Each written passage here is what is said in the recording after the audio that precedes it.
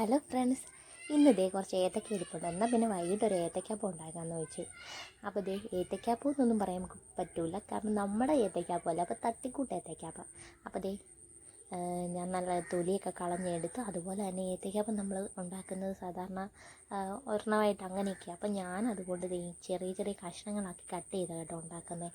അപ്പോൾ ഇതാകുമ്പോഴത്തേക്കിന് പിള്ളേർ കൊണ്ട് നടന്നു തിന്നുകയും ചെയ്യും, അവർക്ക് ഭയങ്കര ഇഷ്ടപ്പെടുകയും ചെയ്യും കേട്ടോ. അപ്പോൾ അതുകൊണ്ട് കണ്ടില്ലേ, ഇത് കണക്ക് കുഞ്ഞാക്കി അരിഞ്ഞെടുത്തിട്ടുണ്ട്.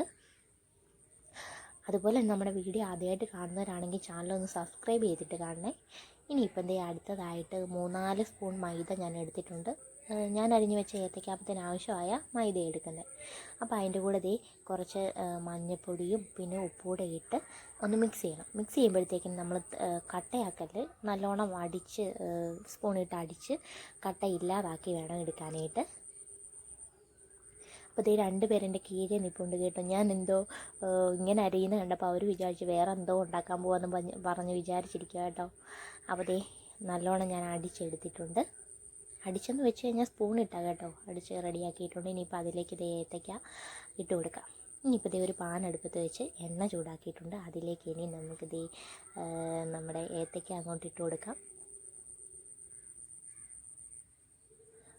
ഞാൻ 2 വശവും നല്ലോണം മൂപ്പിച്ചെടുത്തിട്ടുണ്ട് കേട്ടോ. മൂപ്പിച്ചെന്ന് വെച്ച് കഴിഞ്ഞാൽ ഇവർക്ക് ഇച്ചിരി കരിഞ്ഞിരിക്കുന്ന രീതിയിൽ നല്ലോണം ഒന്ന് മൂത്ത് വരണം, ആ രീതിയാണ് പിള്ളേർക്കാണെങ്കിലും ഇഷ്ടം.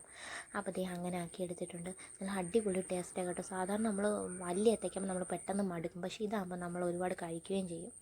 അപ്പോൾ വൈകിട്ടത്തെ കാപ്പിക്കുള്ള കാപ്പി കൂടിയാണ് കേട്ടോ. അപ്പോൾ ഇത്രയുള്ള വീഡിയോ ഇഷ്ടമായെങ്കിൽ ലൈക്ക് ചെയ്യണേ.